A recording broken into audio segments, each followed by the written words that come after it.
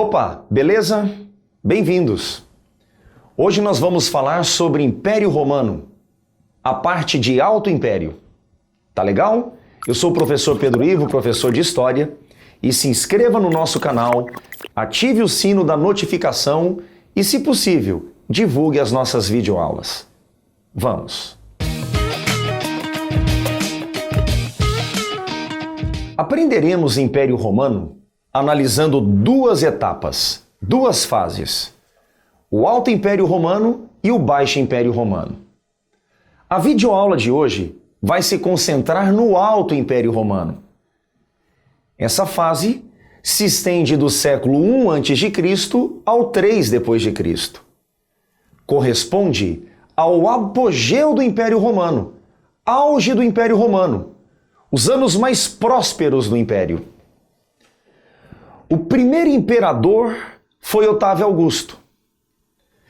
A centralização política é uma marca do Império Romano. E essa centralização, a concentração de poderes, ocorreu em torno de Otávio Augusto. Lembre-se que o Império Romano nasceu da crise da República Romana.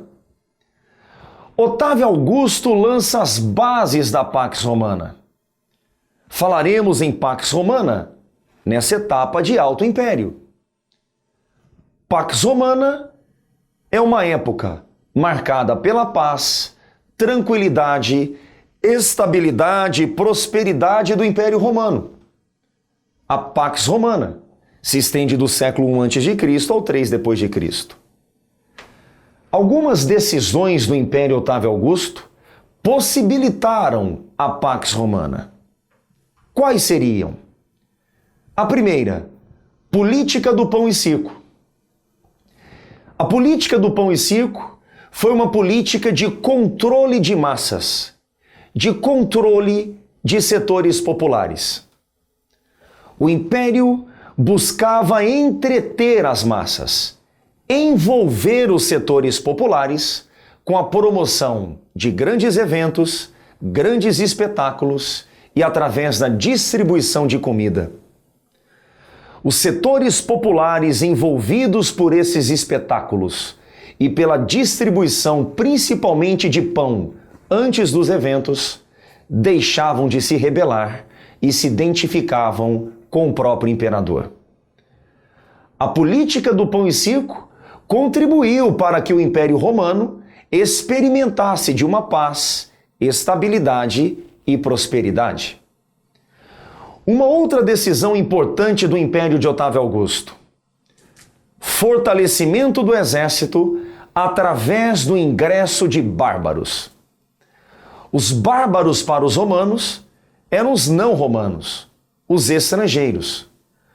Com Otávio Augusto, tem início a prática de barbarização da defesa. Bárbaros compondo as tropas romanas, que vigiavam as fronteiras romanas. Aproveito para dizer que nesse contexto de Pax Romana, houve a consolidação das fronteiras do Império Romano. O fortalecimento do exército foi uma característica do Império Otávio. Investimentos em obras públicas, buscando compatibilizar a estrutura administrativa de Roma com a dimensão do Império Romano. Crescimento do comércio marítimo, criação da guarda pretoriana, guarda responsável por dar proteção, e é uma proteção pessoal, ao imperador. Incentivo cultural, incentivo às práticas artísticas, às práticas culturais. Um estímulo através do ministro Mecenas. Essas são algumas características do Império Otávio Augusto.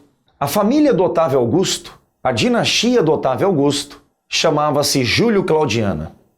Destaco dois nomes dessa família: Otávio Augusto e Nero. A família Júlio-Claudiana foi sucedida pela família dos Flávios. Destaque para o imperador Tito. Os Flávios foram sucedidos pelos Antoninos.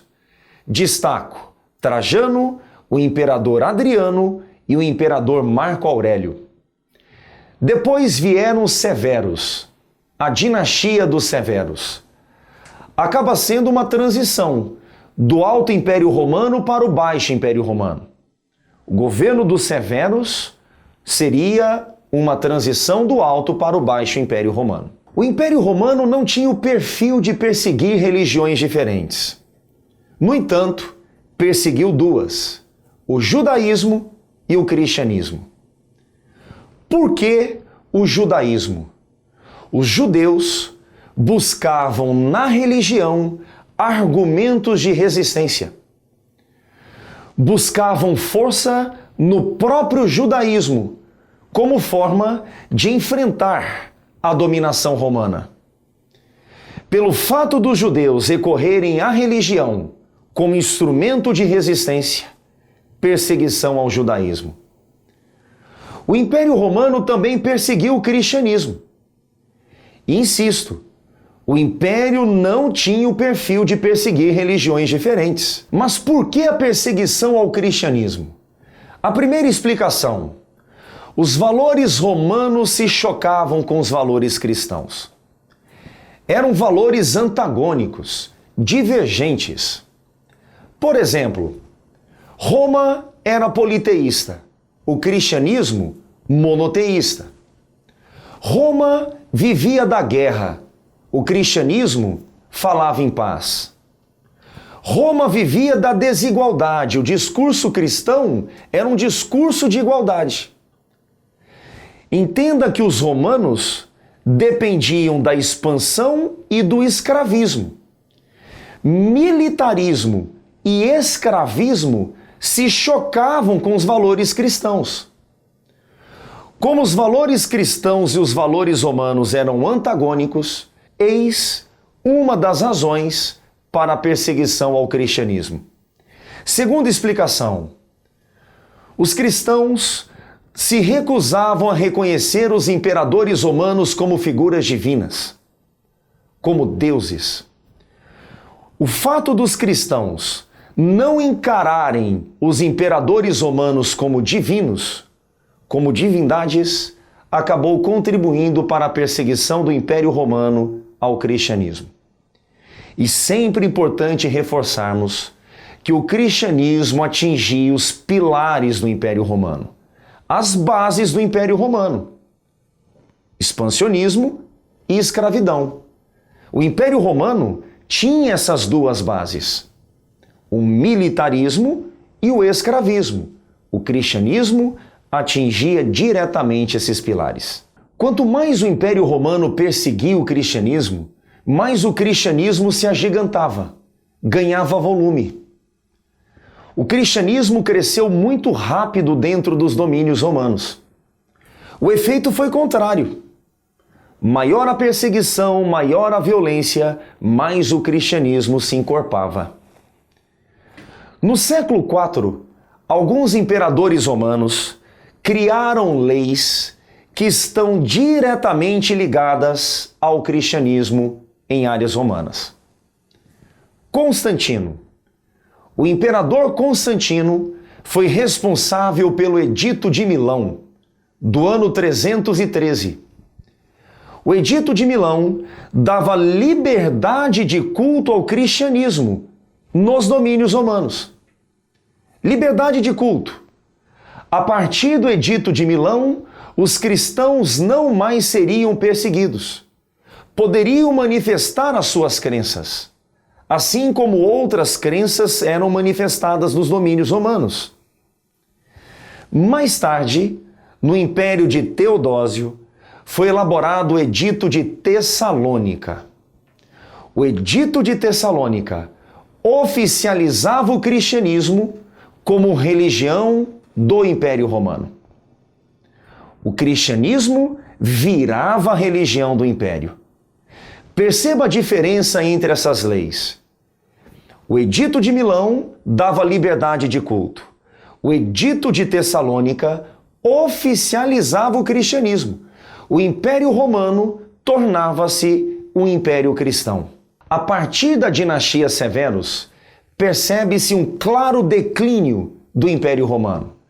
Só que a decadência do Império Romano será discussão de uma outra videoaula. Perfeito? Se você gostou, deixe o seu like. No caso de dúvidas, acesse os links na descrição. Lembre-se que existem outras aulas sobre Roma Antiga na nossa playlist. Acompanhe, tá legal? Forte abraço, valeu!